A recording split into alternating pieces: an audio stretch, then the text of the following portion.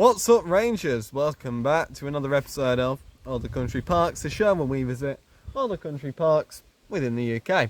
Today we're here at Wycoller Country Park, which is kind of near Burnley, but I mean it's kind of like out in the middle of nowhere as well. Very pleasant though, at least just the surroundings of it are nice farmland, moorland. Nice. Okay, so Wycoller Country Park, it's quite well established, one of my favourites actually. I always enjoy coming here, and it's been here since the 70s. Well, it's been designated a country park since the early 70s. North West Water sold the core of the park to the council and they created it. And unless you live in there or you're disabled, you can't actually park right in the village itself.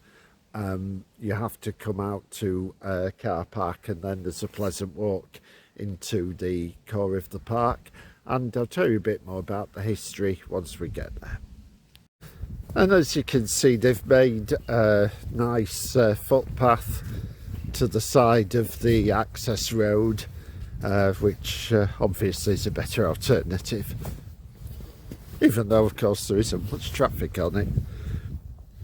Wycoller was a textbook Pennine pre-industrial village where every home had a hand loom and produced textiles from home, and you know that went on for a couple of centuries.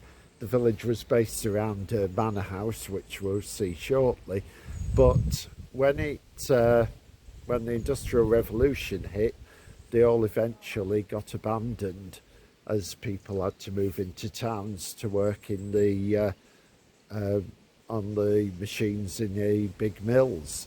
And up until the 70s, all these cottages, the ones that remain, were deserted. But along with the country park being established, a lot of them were restored and sold to private owners, who of course have the right to use the access road. So it's a good example of public-private partnership working in harmony. One of the loveliest features of the village is this little beck, Wycoller Beck, flowing down from the moors, and is crossed by a variety of bridges, one of which is thought to be 1,000 years old. So we'll show you Simon walking across it shortly. I won't go too close to avoid impinging on people's privacy, but you can see that these are classic stone-built textile worker cottages with the mullioned windows at the top to let in the maximum of light while they were using the looms, and I'm guessing probably planning permission here that you wouldn't be able to just change those without going through the proper channels.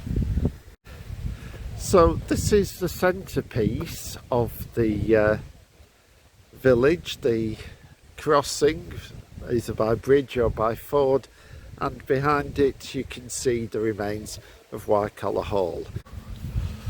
Right, so what we're going to do is walk the different bridges. This is the remains of a 17th century packhorse bridge, and it is a bit uneven, so you just have to watch your footing slightly.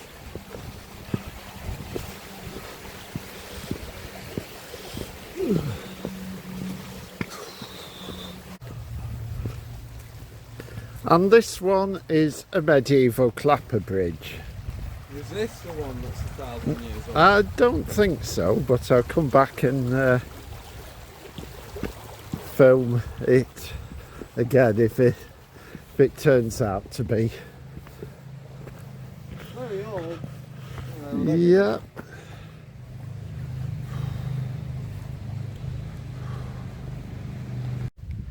Okay, so this is Wycoller Hall. It has a somewhat complex history in that it was owned through many generations by the Cunliffe family, one of whom made extensive 18th century restorations. So some of it is 16th century and some of it is 18th century. And what makes it harder is that I think it was Henry Cunliffe who inherited it in the 1800s and built, substantially renovated, did so in a deliberately archaic style, so it makes it even harder to pick out which bits are 16th and which 18th century, but it's still worth a potter around, and it is thought, on reasonably good evidence, better than Top Withens anyway, that this was the inspiration for Ferndean Manor in Jane Eyre, because the Brontes would have come past here to get into Lancashire from Haworth, which is a good day's walk away. I've done it, it's a good walk. Staying alive, staying alive. Looks like the thingamadingle in the video. Yeah. Oh, And this spectacular staircase, this definitely is from the 18th century restoration, and so are these little This is a staircase? that's fireplace. What am I talking about? Yeah, I was about to say. Yeah, well done, Simon. So yeah, It's very nice.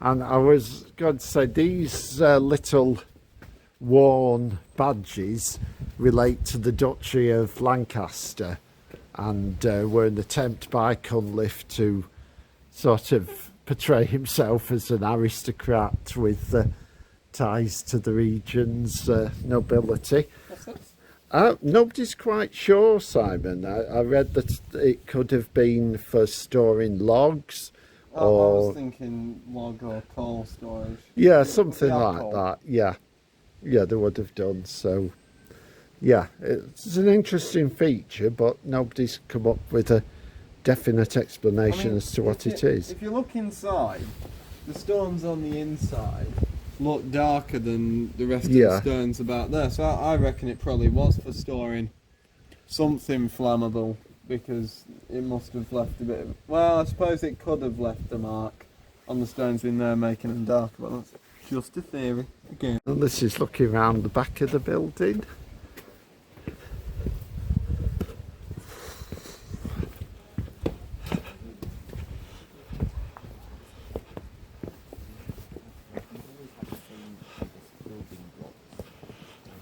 I like the wonderful green carpets Yeah. they have. Yeah. Eventually, one of the Cunliffes had to sell the building to pay off his debts, and it gradually became derelict, and another owner used some of the roof and stone to incorporate in a mill in Trawden, so that left it even more in a ruinous state. But now I guess it's stabilised and looked after, and it's a nice feature to walk around. This is the Isled Barn. This is normally a visitor centre, but it's been closed for a couple of years for structural repairs. So the council's still saying it does hope to reopen it, but you do have to wonder in this climate whether it will see a reopening. And also disappointingly, the tea shop in the village is closed. Now, I saw an article in the Evening News about it that said that the who ran it wanted to retire, and the building would be sold. So this morning I googled to see whether it had been reopened, and AI told me that it had, but AI was lying and it hasn't. It is still closed. Don't trust the clankers. And it's nice to report that not every public facility is closed at the moment. The toilets are still open, should you require them. And another of these nice stone outbuildings. One good thing about the country park is that it's ringed with, including both the Bronte Way and the Pendle Way, making their way through here. And we're going to take one path which now takes you to the Atom. And if you don't know what that is, well, I'll give you a surprise. So after a fairly stiff pull up from the hall, we're now approaching the Atom, also known as the Panopticon, one of a string of hilltop sculptures that have been put in this area since around about the millennium, I think. As you can see, you don't have to climb from the hall to get here. There is a top car park, and you can leisurely stroll into it.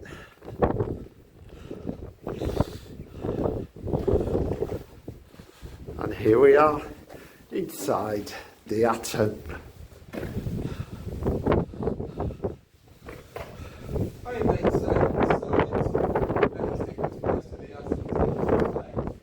Oh, right. Right. Okay. Fair bit of graffiti here, but I don't think none of it seems to be obscene. So let's be thankful for some nurses.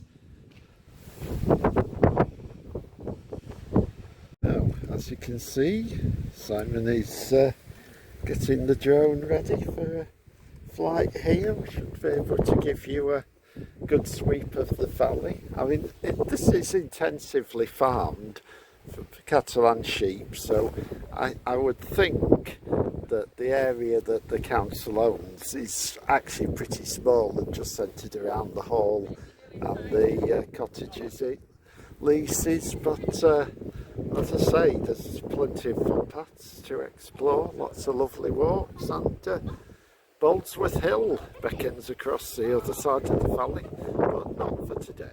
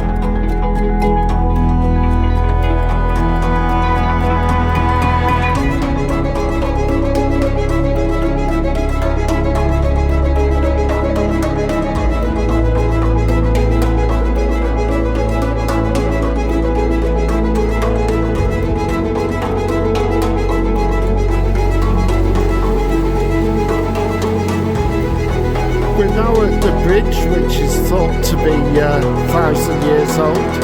Simon will demonstrate how safe it is. Just connects a footpath now. Any vehicles can use the ford by the side.